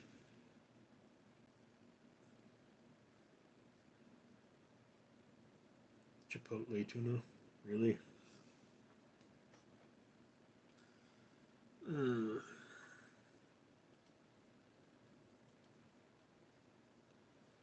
this with the lights at a coffee shop.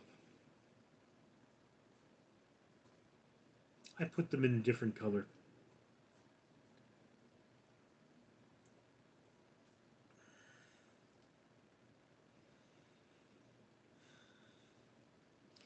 This was a weed at a chiller plant, keeping the computers that run the grid cold.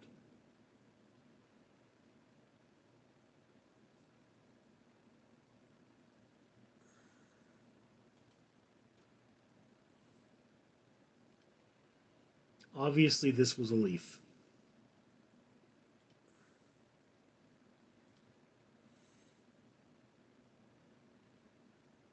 Halloween nights.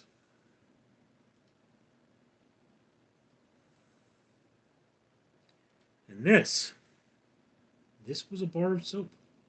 Dr. Squatch.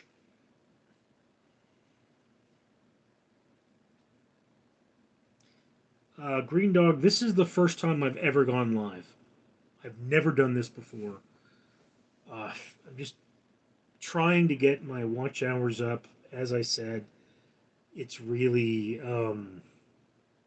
been challenging to get those watch hours properly together, and just all the things that go along with it. The thing with my other channel was that I could never get the watch hours. So for years I had enough subscribers and I just kept trying to get watch hours and trying to get watch hours, and finally what I actually did was I went on Fiverr and I found a company that would monetize my channel for me. So I don't know what they did, but they just gave me the watch hours. And I'd rather not do that with this channel. For one thing, it's like 300 bucks, and you know, all of last year I didn't make 300 bucks on YouTube. I made about 200. So it's not really worth it. And then, when you do stuff like that, YouTube can get pissed. So, I'm just trying live streaming in the hope of bringing those hours up because I need so many of them. Right now I need about 2,300 watch hours, and yeah, I mean, my watch hours go up every week. They're going up slowly, but you understand it's watch hours in the last year. So what we're seeing is an average. So over the last 12 months, I have had an average of 1,700 watch hours. Okay, a week ago that was 1,600. The average went up. So the average can go down, and it updates every Monday. So it's very nerve-wracking because you could have a really good day, you could get 20 watch hours in one day, but you don't know if all that counts towards your monetization because shorts views don't count for that. So I started live streaming. I mean, again, look guys, if live streaming is something that's gonna get me where I need to be, I could do like an hour live stream every morning or something. I don't know. It depends on, I mean, I'm looking for a job right now. I've run out of unemployment. So, I mean, I don't know where I'm going to wind up. Right now, if they offer me a day shift, I accept a day shift. If, I'd rather have a night shift, but I'm going to have to take what they give me. So, just that's the world we live in. This is kind of me just sitting here going, well, what the hell am I going to do? And when I get off this live stream, I mean, yeah, I've got a virtual interview that I'm supposed to go through, but I've already gone through this virtual interview once, so I don't think I'm going to get hired. And I've got to contact and do all that. Anyway, so, okay, we're almost at 2 hours. Anybody have any final questions? Because, I'm pretty sure I'm not going over 2 hours here. My connection isn't very good. I just saw it time out.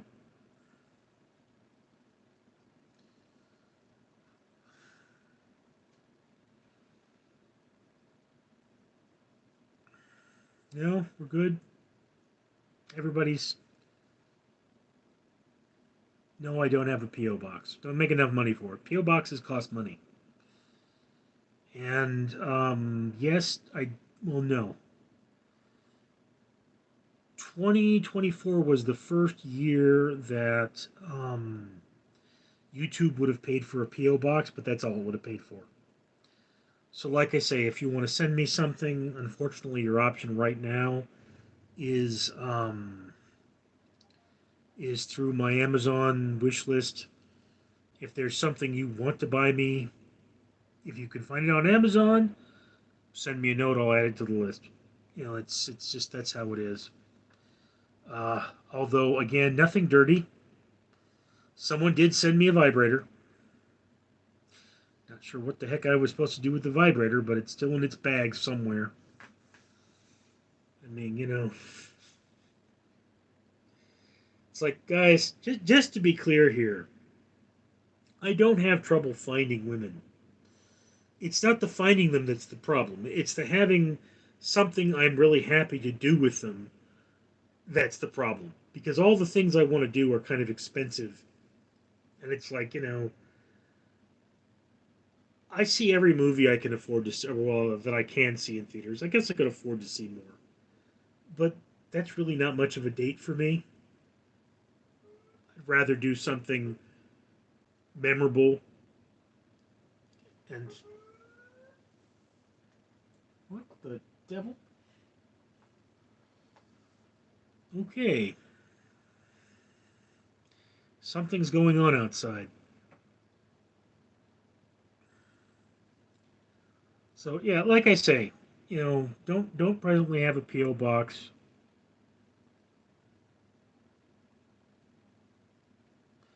What's your opinion on the actual situation on the Ukrainian front?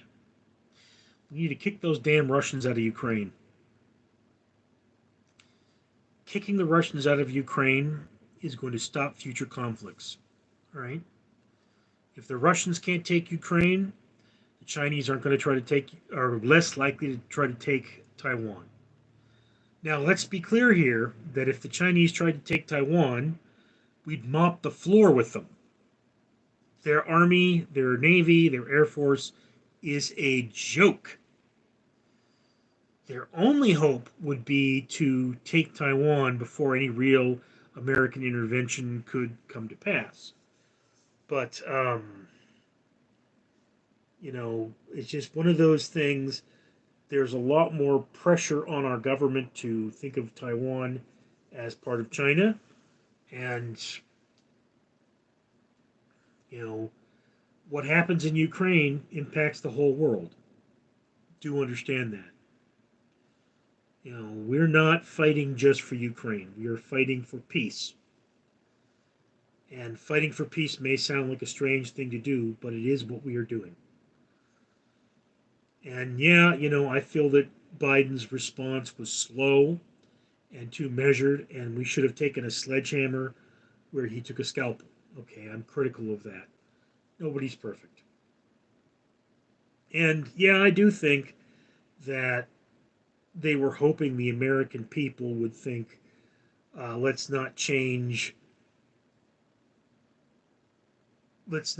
horses midstream and keep management where it is in the White House. So that may have motivated it. But yeah, two parties, one system, one joke. It's one of those things. I once talked to a friend of mine who knew some famous writers. I was trying to get my work produced, and they suggested I go to the USC extension program. And my response was, education in the modern day is a joke. And the punchline is, you're unemployed. You know, that's just how things are. Well, our politics are a sad joke, and the punchline is that good people get hurt.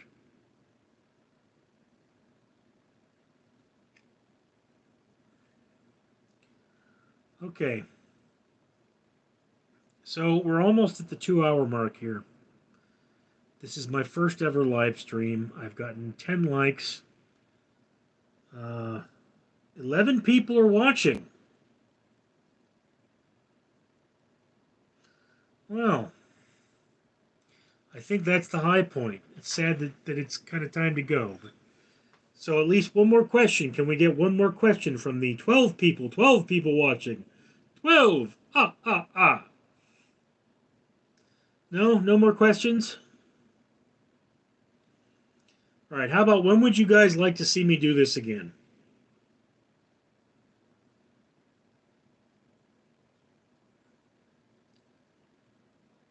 Ah. Shroom Dukem. What is your question? M. Favorite burger. 4x4, in and out. Playing with cheese and lettuce.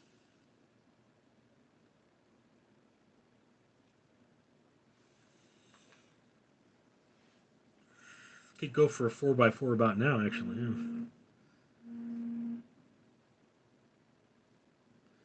Do you have a most memorable fart?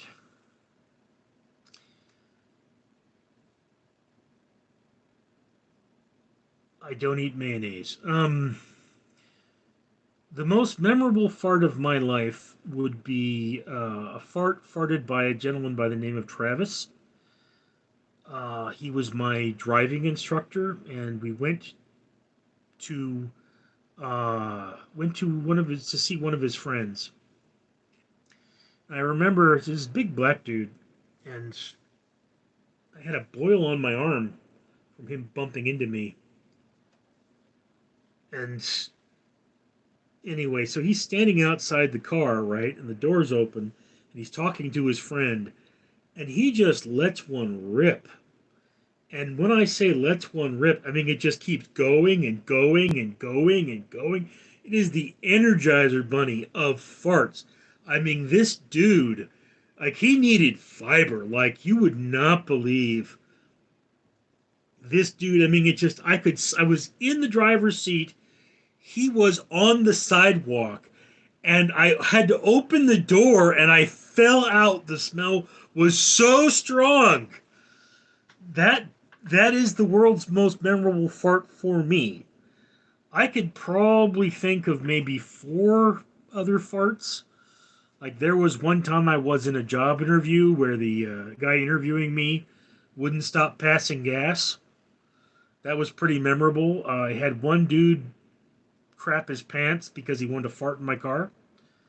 That was gross. And then my sister once farted on her cat intentionally.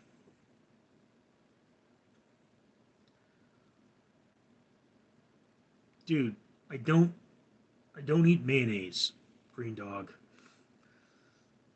It's just not something that appeals to me. So I mean, Yes, am a car fart.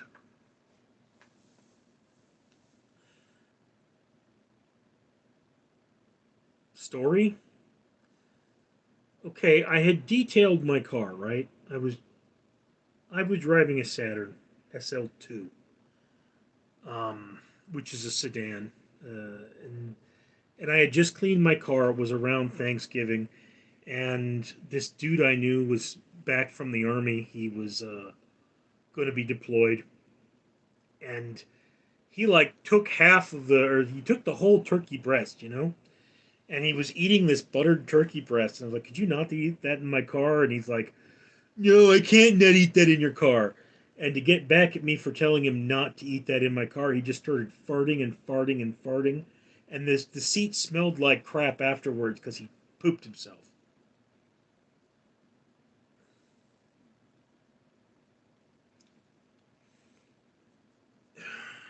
Itmar Moraja. Israel is the only hope in the Middle East for sure. Israel is the only place in the Middle East where people are free. Okay, look it up. That's the truth. In Israel, they are fighting for freedom. You know, I know that this is not a popular opinion, but look, 2 million Muslims live and work and are happy in Israel. They talk about apartheid, but there is a Palestine or West Bank and Gaza and whatever have you. That's not Israel. In Israel, they're perfectly happy living, working with Arabs, Muslims, Asians, Buddhists, Rastafarians. Doesn't matter. We Jews believe in love and life. And if you don't hurt us, we don't hurt you. But, the people in the Middle East, the people of Egypt, the people of Jordan, and many other countries who are ruled by extremists want to kill Jews. Understand something here. If Israel were to fall, eventually the people that took Israel would come for me. And this is a very personal struggle. You know, you can say Israel's doing this or Israel's doing that, and I acknowledge the fact that not everything Israel does is pure as the driven snow, but do understand that I have skin in this fight. This is a personal thing. There is no choice I can make that would remove me from my heritage and make me safe from this. So Israel is the only hope that we Jews have. Okay? Now, thank you for your comment, Itmar. Here it is. I'm thinking I'm going to go, and I'm getting more viewers. So, does anybody? Should I go? Are we done?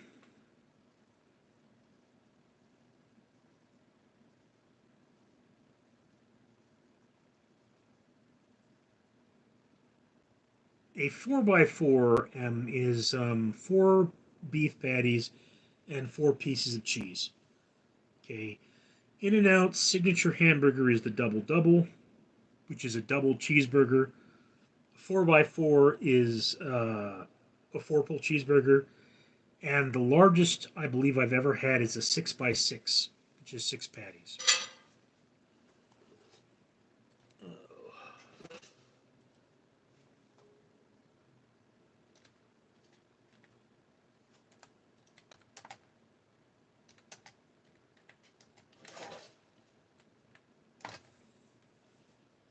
Let's see if I can get a.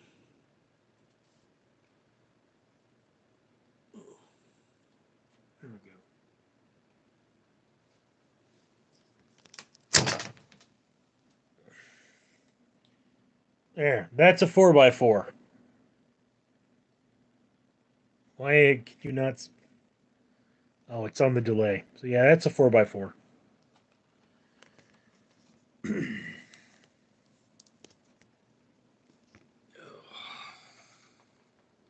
Hell yeah.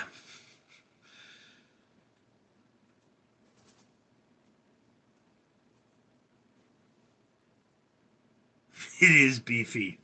It's beefy like me. Air quality, Frozen Fox, is not good. I am staying indoors. I am keeping my circulation system on to stay safe.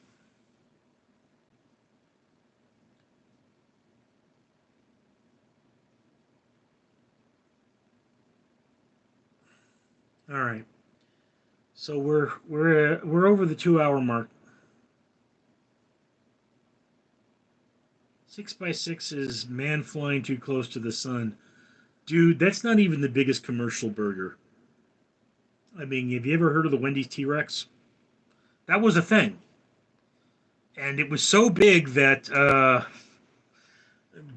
they made them stop making it.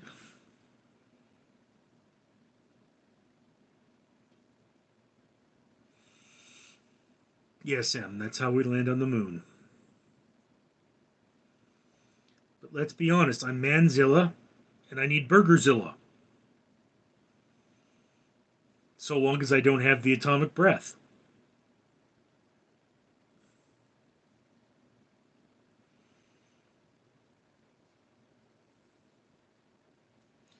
I really need a criteria for how I end these things.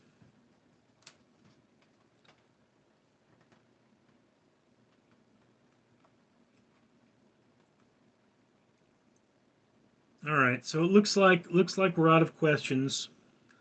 All 10 of you left here. So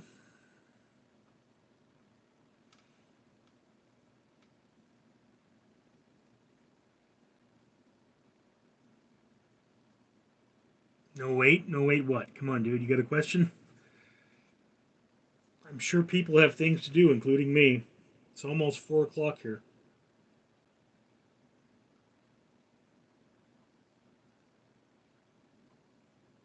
All right, Fox. Good night. Stay safe. Don't let the hookers bite.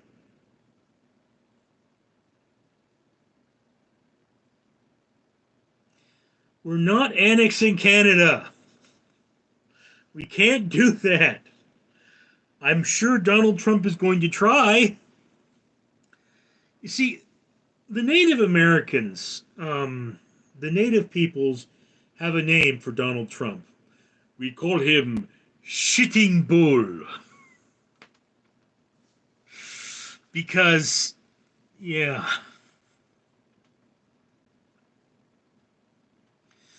Look, there was a time when Quebec was going to leave Canada, and Canada considered joining the United States as 5 separate states, right? It didn't happen. Okay? So, not a lot of fear of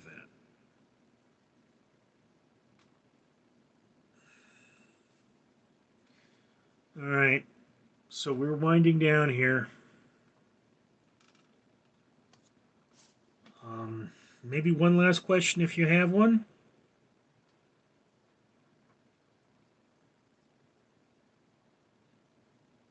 My computer's freezing.